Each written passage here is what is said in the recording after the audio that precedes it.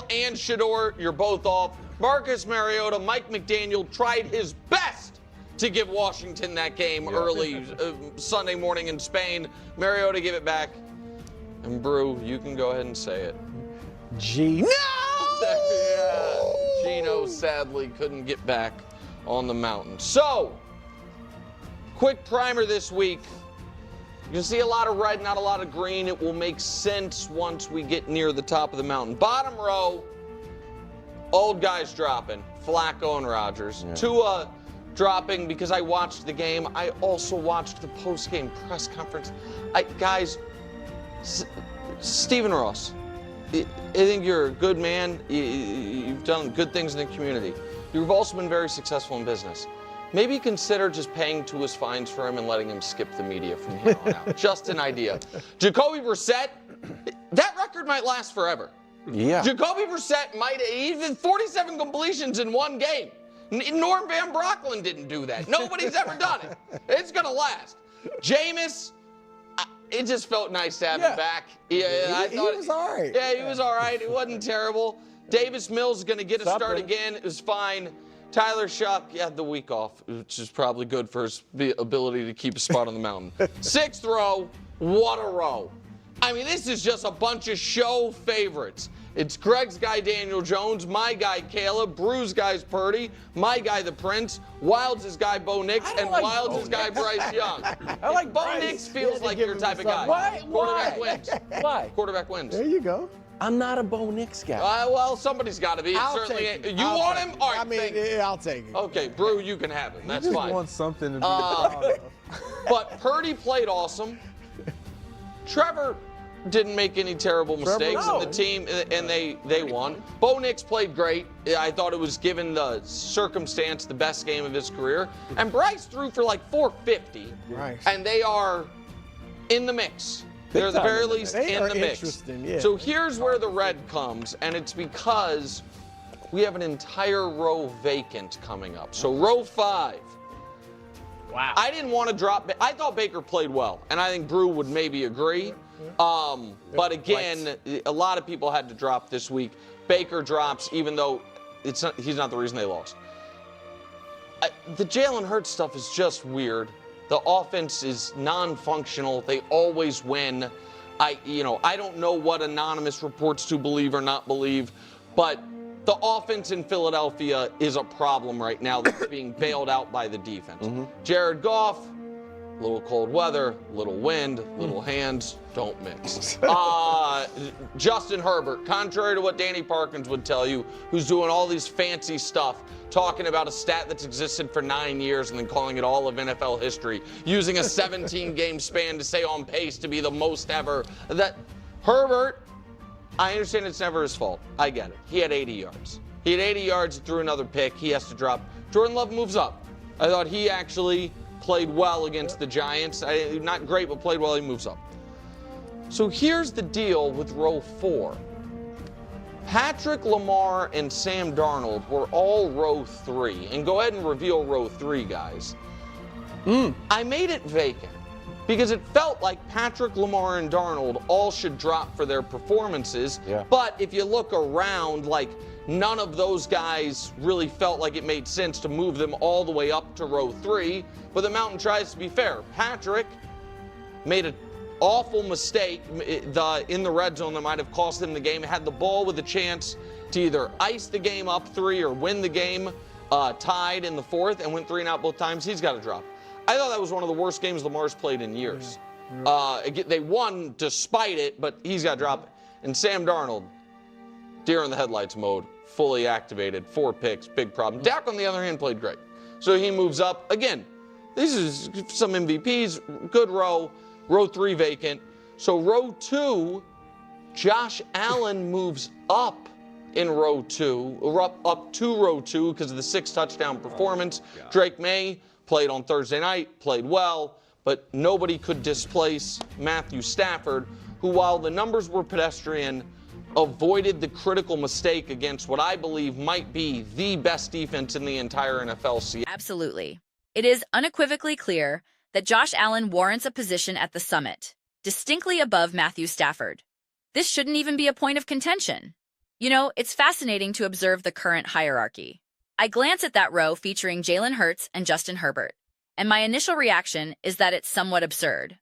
But then I notice Patrick Mahomes positioned further down, and I have to concede there might be some logic at play.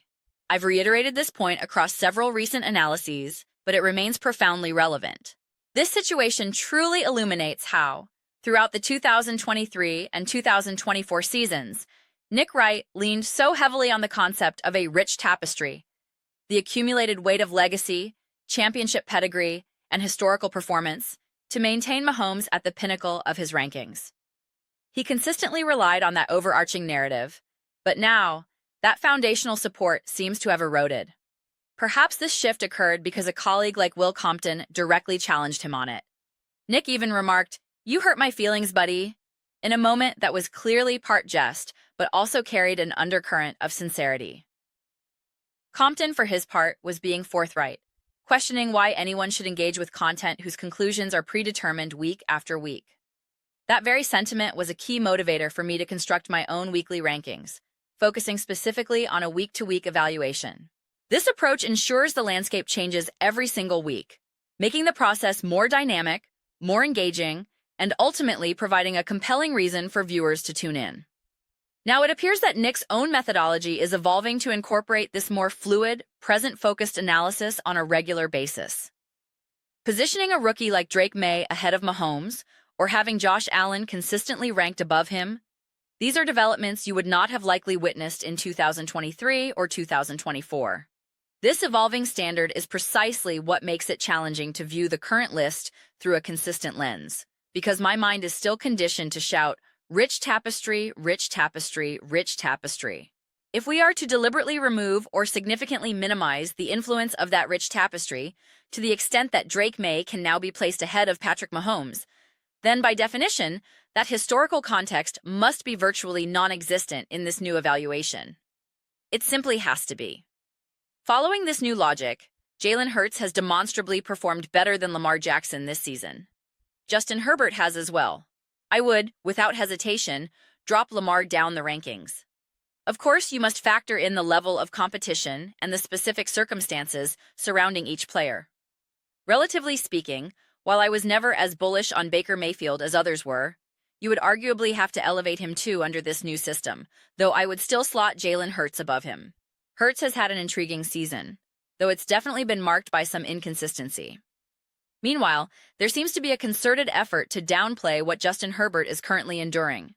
He's even been the subject of mockery from some analysts for discussing his offensive line struggles, despite the fact that he is on track to be pressured and hit more than any quarterback in the history of the NFL, since such statistics have been recorded. To ridicule that reality, while simultaneously using poor offensive line play as the primary defense for Patrick Mahomes' performances in 2 separate Super Bowls, is utterly illogical. The counter-argument is always, "Yeah, but that was the Super Bowl." And the retort is simple. Justin Herbert is dealing with that caliber of defensive pressure in literally every single game. Every single game.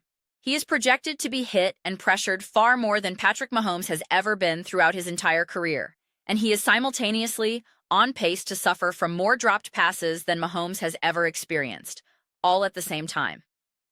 That is an insane set of circumstances. The mere fact that Justin Herbert is posting numbers that are even remotely among the league leaders is actual insanity. It is so incredibly impressive. To persistently downplay that reality and refuse to acknowledge it is, in my view, completely absurd. Circling back to Jalen Hurts for a moment, there's a narrative that the Eagles' offense doesn't look potent. However, to ignore the problems with their offensive line, especially when that's the very excuse Lamar Jackson's supporters frequently use, is inconsistent. Jalen Hurts is operating with minimal run support, a struggling offensive line, a first-time play caller as his offensive coordinator, and a top receiver in A.J. Brown who, at the moment, is not consistently winning his one-on-one matchups. The conversation has shifted. It's not just about Hurts forcing the ball to Brown or missing him on throws. The reality is that Brown is currently struggling to gain separation at the line of scrimmage. We cannot perpetuate this invented scenario where Jalen Hurts is blessed with an elite offensive line, an elite receiving core, an elite running back, and an elite coaching scheme, and he alone is the sole reason the offense isn't firing on all cylinders. That perspective is just not grounded in truth. When you properly account for these mitigating factors, it makes sense to adjust his ranking accordingly. However, if someone like Nick is now willing to drop Mahomes to his current position, it does make me more receptive to the idea of Hurts being ranked a bit lower as well. That said, I am certainly not placing Jalen Hurts below Dak Prescott. Dak had an excellent performance against what is arguably the worst team in the league, the Las Vegas Raiders. The context is entirely different. Nick still has Caleb Williams ranked lower, which I disagree with. I believe he should have risen. I understand his stats from Sunday weren't flawless, but I thought he played a very sound game. As I've detailed in several videos analyzing Caleb Williams, he performed better against the Minnesota Vikings than he did in his explosive game against the Dallas Cowboys. Even though he put up nearly 400 yards and 4 touchdowns against the Cowboys, his command and decision-making were superior in the Vikings game, despite the stats being a fraction of that output. The bottom tier of the rankings is always a puzzle. What do you do with veterans like Joe Flacco, Aaron Rodgers, Jacoby Brissett, Jameis Winston, and the like?